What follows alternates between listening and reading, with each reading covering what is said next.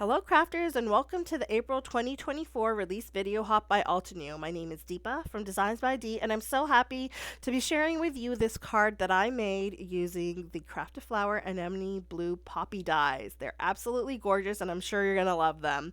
Now as always, Altenew is giving away $300 in prizes, so don't forget to comment down below, but hold on. Wait to listen throughout this video for the specific emoji that I want you to post in the comments in order to be entered for your chance to win.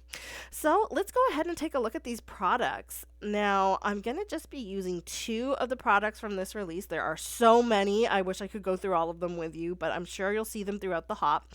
This was the main card that I made as inspiration for this one, and I think it's just the colors that I chose. I really like how it turned out. And the flower, it lends to that beautiful flowy look.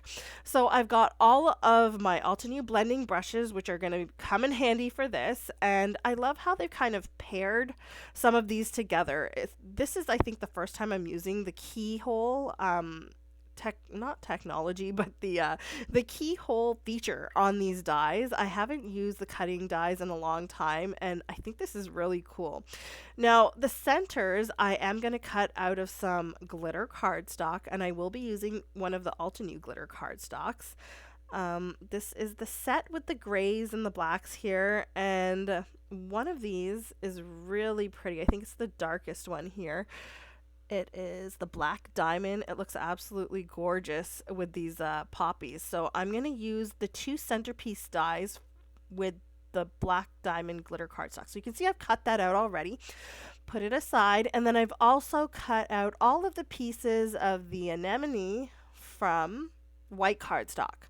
So I like using white cardstock and then adding ink to it because then I don't have to search around for the exact color of cardstock, which I don't always have on hand. But I do have all of the Altenew inks, which always come in handy for getting the right colors that you want to work for your flowers. So as I take these out, I'm kind of grouping them by which one is the lock keyhole and which one is the arrow keyhole, because they are 2 different flowers. And then I've got the sticky mat from my Altenew stamp wheel, which really comes in handy for this. I'm just sticking down my flower petals and I'm just going to add color. So I've picked the colors that I want to use here. I'm starting off with Peach Perfect, and this is going to go around the edges of the petals, so further out on the edge. So what I found that looked really good for this card is having a nice deep background with like a nice deep color, whether it's a deep green like I showed you in the first card or a deep purple like I'm going to do on this card. This is the trick.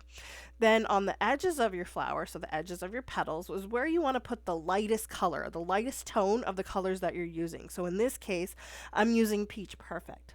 And then as you move into the center of your petals or the center of the flower, you want to start using darker colors, and you want the colors to transition into the same dark color that you're using in your background.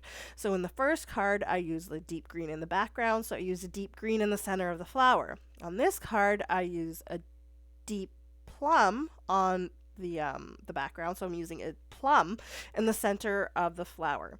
So I started off with the Peach Perfect. I think I used a little bit of the Canyon Clay, a tiny bit of Coral Berry, if at all, some Deep Iris, and then some plum right in the center. And you'll notice that just even once you add the darkest color, it just really makes that light color on the edges just stand out and be so much more dramatic.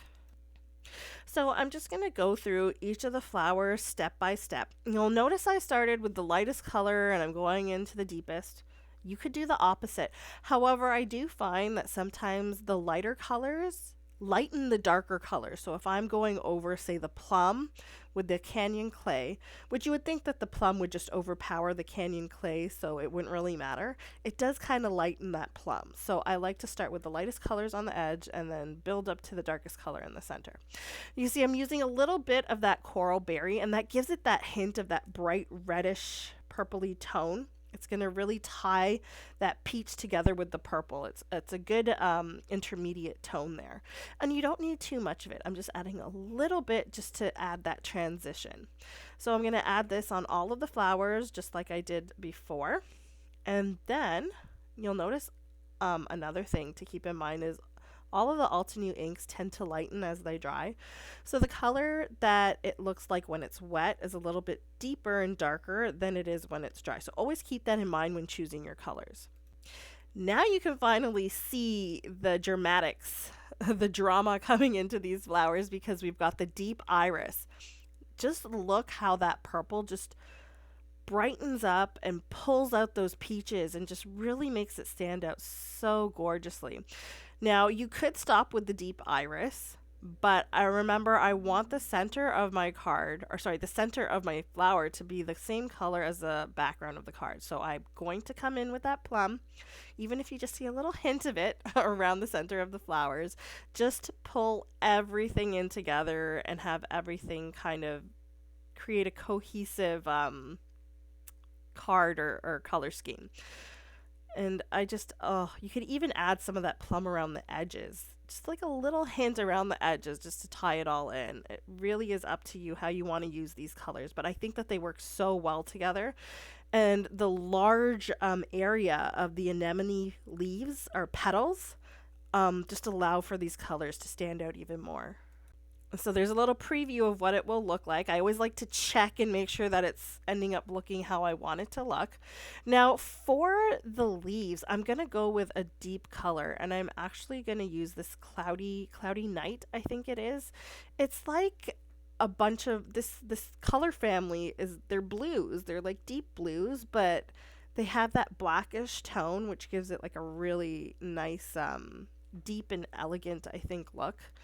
It really adds to the drama. So you'll notice I'm adding a lot of that ink into the center and then a bit on the edges and keeping like just the mid portion of the leaf a little bit lighter. I love varying the heaviness of my hand with the inks in order to create different tones just by using one color of ink. And those are the leaves, and you can see how, again, because it's a dark color, it just makes the lightness on the edges of those petals stand out even more. So for the sentiment, I'm going to be using the Timeless Sentiments 2 set. Now these sentiments are super large, they're gorgeous, but I don't want to cover up too much of the flower, so I'm just going to use the word celebrate here. And you get a shadow die plus the actual detail die for the sentiment. I'm cutting the shadow out of the darker plum color cardstock, and then the sentiment was cut out of some gold glitter cardstock. Now again, I'm using that same color cardstock, the plum, and I'm using the Blooming Motifs embossing folder to just emboss this background and give it a little bit more detail here. I've gone ahead and spritzed it with a bit of water, put it through my die cutting machine, and you can see you could use either side of this. It's really up to you. Now that I've got my background done, I'm going to go ahead and just add some splatter. So I'm not only going to add the splatter to the background, I'm going to add it to the flowers and the leaves as well. Now I do have to apologize. I lost a little bit of footage, which was where I actually put the flowers together. But if you follow the guide on the package, it's very simple to put together. Remember, you're going to put all of the ones with the key lock together and all of the ones with the arrow together, and it just comes together very easily. It's really self-explanatory. And then I added the glitter centers, the black diamond glitter centers to the flowers. Now I'm just using some gold watercolor paint here just to splatter all over. Now remember that bright gold and the metallic color of this gold is really going to stand out on the darker backgrounds, and I think that's the beauty of this. If you don't have metallic paint, you could actually use some white acrylic paint or some white watercolor paint or even white gouache if you have that on hand. So you'll notice I am not only using the gold, I'm actually using like a pearl color as well. It mixes together gorgeously, and it pulls out not only the gold tones but the whiter tones, the lighter tones on the edges of the flower. So now for my sentiment, I'm just going to grab some some strips of foam. I can't talk today. I'm so sorry. I'm going to grab some strips of foam and cut them with my Altenew scissors to get my sentiment on the shadow die and to give it a little bit of lift and some 3D, so that it's got a bit of dimension to it. That's the word I'm looking for. So once I've got all of that on there, and you notice I didn't cover every letter, just portions of it in order to allow the majority of it to stand up and to give it that, it's going to have a little bit of a shadow on top of the shadow die. So I'll pull off all the backings, I'll attach this to the shadow die, and then I'm going to go ahead and try to arrange my card. So this is a method I like to do once I have all of my die cut pieces or my flowers and everything along with my sentiment put together. I just kind of play around with my background and all of the pieces to see, you know, does it look good this way? Does it look good that way? And it's completely just on the spur of the moment that I kind of come up with a design and where I want to put the flowers. So the first thing I'm going to do is attach my background to my card base. This is just a plain white A2 size card base. I've now attached that plum cardstock with the splatter, and I'm just kind of arranging the flowers. You'll notice that they flow in a certain way, which may give you an indication of which way they should probably point, whether it's outwards or inwards, depending on how you want your card to look in the end. I'm kind of experimenting with putting the sentiment on an angle. Maybe I want to put this in landscape position here, maybe portrait. Play around with all of those things and see what looks best to your eye. I think this is the best way to go. I know I get a lot of questions about, you know, how do you compose your cards? How do you put them together? How do you decide to put this piece here and that piece there? And I'm telling you, I just look at it and I say, hey, that looks nice. My eye says that looks nice. It's pleasing to the eye. It's aesthetically pleasing. And the only things I kind of keep in mind is how much of my flower do I want to cover up with my sentiment, whether I want to cover it up at all. And that also determines whether I use a big die cut sentiment like this or whether I use maybe a stamped out smaller banner sentiment. That's all it's about. Do you want to show more of your flower or your design, or do you want your sentiment to take center stage or to be just as much of the center of attention as the flower, which is I think what I did in this case. So I think I've kind of decided here. I've got my florals. I've kind of placed and tucked in the leaves where I want them to go. And for my sentiment, I'm going to prop that up again. I did add some liquid adhesive, but I wasn't thinking. I actually want to add some more foam adhesive because the flowers are I've only kind of attached them in the center. So I didn't actually put adhesive on the ends of the petals. They kind of stick up a little bit. So I wanted to allow that to kind of, I didn't want to flatten that. So that's why I used the foam on the sentiment here to give it a bit more space to breathe, you could kind of say.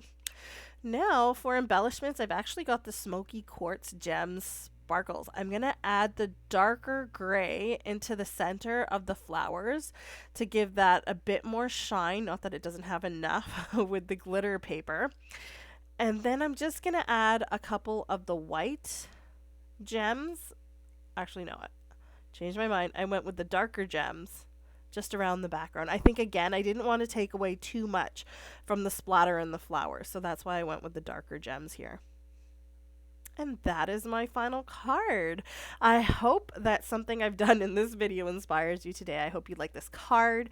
I definitely love it. I'm so excited to share it with you, as I said earlier in this video. And in terms of emojis, please put down below the red heart emoji. I hope that you guys have enjoyed this video, and don't forget to comment with the red heart emoji. Have a great day, and don't forget to hop along to the other designers, comment, like, and follow, and I hope to see you guys for the next hop. Good luck. Bye.